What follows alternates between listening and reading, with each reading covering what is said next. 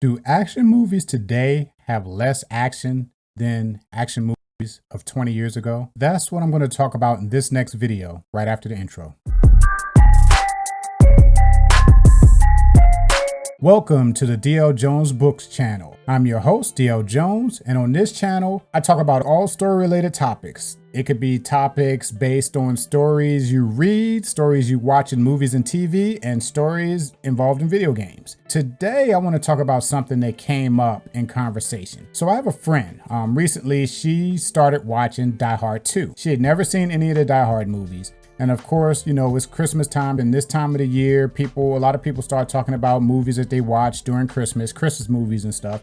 And Die Hard is one of the movies that a lot of people think, you know, is a Christmas movie. Is it a Christmas movie? I don't know. It takes place during Christmas, but I don't know if I would consider it a Christmas movie or not. Sometimes I do, sometimes I don't. I guess it just depends on, you know, how I'm feeling that particular day. But anyway, she heard so much about Die Hard being, you know, considered a Christmas movie that she decided she's going to finally watch. Of course, she couldn't find Die Hard, the original one, anywhere. I don't think it's on Netflix or anything streaming, you know, unless you rent it, you know, and she didn't want to rent it. She just wanted to, you know, stream it as part of a service that she already had without, you know, spending any extra money for. So she did the next best thing. She found Die Hard 2 on Netflix and started watching that. So while she was watching that movie, she was shocked by the action in that movie. Now, I don't know if you remember Die Hard 2. I ended up watching it, you know, back when this conversation was going on. And I kind of agree with her. That movie kind of had action scene after action scene after action scene. It was just kind of piled on one after the other, you know. It was like the whole movie was basically an action scene with and the set pieces were the conversations that just led to the next action scene. It was relentless, you know. It was just one after the other, one after the other. They just kind of hit you over the head with different scenes. Well, when she was watching that, she was like, wow, there's a lot of action in this movie. And she said, you know, movies from back then just had more action than they do now. Now, when she said that, I started thinking about it. I was like, is that true? You know, is it true that movies back then had more action than it does now? So I started, you know, in my head, just thinking about it. I just started thinking about the different movies, the different action movies that are out now compared to different ones from back then. And just to see if what she was saying is true, or if this was just a situation where this particular person doesn't watch a lot of movies, so doesn't have a good, you know, model of comparison, you know, compared to someone who do watch a lot of action movies or a lot of movies that have a lot to compare to. So when I think of modern action movies that has a lot of action, the two that come to mind, and they're not necessarily that new anymore, they're still kind of old now, but the two that come to mind is the movie Crank with Jason Statham and Hardcore Henry.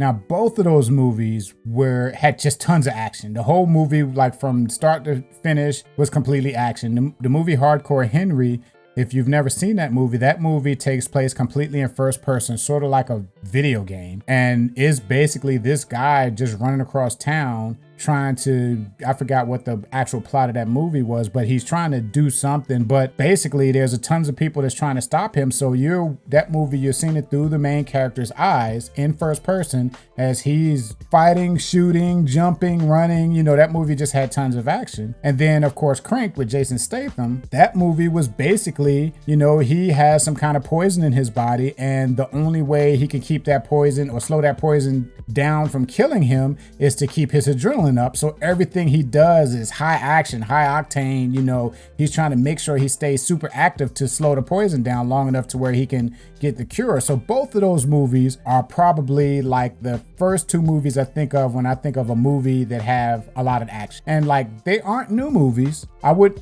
consider them still to be modern movies. They aren't 20 years old, but they're still not like the newest movies that you see. Like, they haven't been made like in the last 2 or 3 years. I want to take this time here to ask you to make sure you subscribe to the channel by clicking the like button and the subscribe button below if you like to hear more content about story-related topics. And make sure you click the bell also so you get notified when new videos are posted.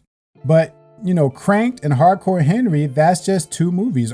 Is that the case, or is that an exception to the rule? You know, When I think of other movies, more modern movies that has a lot of action in it, is one of the things I could think of is the Marvel movie. That's a no-brainer. All of the Marvel movies, they're superhero movies. They're based on characters who fight, run, and jump and fly. So you would expect those movies to be the ones that has a lot of action in it. But when you really think about it, they don't. A lot of those movies have like maybe 3 or 4 action scenes throughout the whole movie. And a large part of those movies are dialogue. They're story settings, they're setting up plots, they're, people in rooms talking, walking and talking, and all of that kind of stuff. The action scenes, while they are great and they are big and they're huge, it's usually only about 3 or 4 per movie, and it's not like it's action packed from beginning to end. So now if I took like any of the Marvel movies and just compared to how much action is in those movies and compared it to,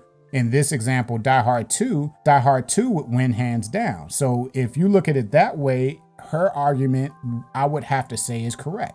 But is that the case with every modern action movie? In my opinion, I think that the way they make movies now is a little bit different than how they made movies in the 80s and 90s. If you remember, and I don't know if I'm the only one that's ever heard it called this, but there were a whole bunch of movies in the 80s and 90s that were called super action. These are the movies with like Van Damme, Billy Blank, Steven Seagal, all of these super action movies. Even Wesley Snipes had a few, but those movies were based on action. Sometimes the acting wasn't even that good in them. A lot of times when you watch these movies, you didn't care. You didn't care if the acting was good. You didn't care if the plot made sense. All you knew is that you saw Van Damme doing splits and kicking butt. You saw Schwarzenegger shooting 100,000 people from beginning to end of his movie, And I don't know, and it was meant to be that way. They called them super action movies. And I think they kind of just don't make movies that way anymore. Now, a lot of times they focus more on plot, they focus more on story, and a lot of times they focus more on creating something that can be built upon because they know the money is in making a franchise. And so they need to make a story that can be dragged along, and you got sequels and spin-offs and stuff like that. So in that, looking at it that way, she may be right. Maybe movies 20 years ago did just have more action because they didn't care about the things that, people who make movies now care about. Back then, they just made a movie that was based on someone who was an action star, someone who was a martial artist. That person may not even have never had no acting experience, but that person is known as a martial artist, so they want to put that person in a movie and show off him doing martial arts stuff. And that, I felt like that was the goal of a lot of the action movies back then. Even though Die Hard is a little bit different story because Bruce Willis, he wasn't a martial artist or anything. He wasn't really somebody that you want to showcase as a martial artist or a fighter or something. He was kind of like the regular guy who happens to be able to handle any situation he's in. His character in the Die Hard series. But still, they just had action after action after action. I'm gonna have to go back and watch the first one to see if the first one was like that. Because if you remember the second Die Hard movie, that's the one with Samuel Jackson was in it. And the whole plot of that movie was that there were these bombs all throughout the city. And he was getting these weird phone calls and messages telling him to go to certain places and do tasks when they get to those places to stop a bomb from blowing up in a school or in a courthouse or something like that. So that whole movie was based on him running somewhere, answering the phone, solving a riddle, fighting people to stop the bomb, run somewhere else, answer the phone, solving a riddle, fighting people to stop the bomb. So it was just like scene after scene after scene of him fighting people to stop whatever it is he's trying to stop. And it wasn't like a whole lot of dialogue or character building.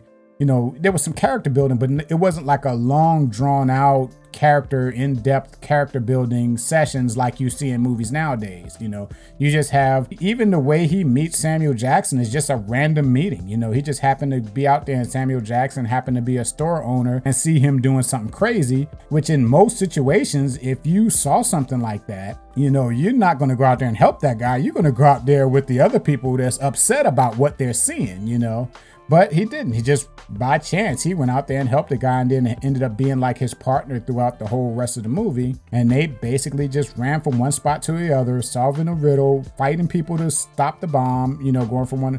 And movies nowadays just aren't really like that. Nowadays, what they would have is like maybe a lot of character building between Samuel Jackson's character and Bruce Willis's character. It'll start off with a scene to show us that Bruce Willis is a tough guy. And then you would have a lot of background stories, setting up the plot, building a relationship between Samuel Jackson and Bruce Willis. And then you would have an action scene.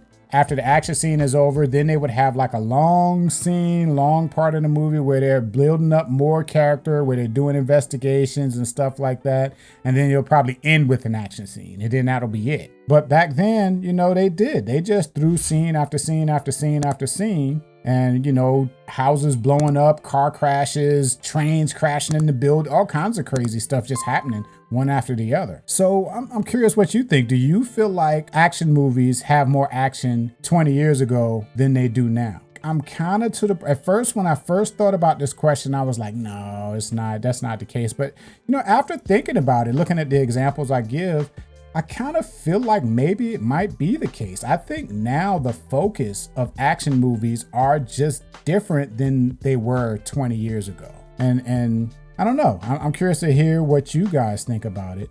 Let me know about that in the comments below. And that brings me to the end of this video. Hope you enjoyed it, and I'll see you next time.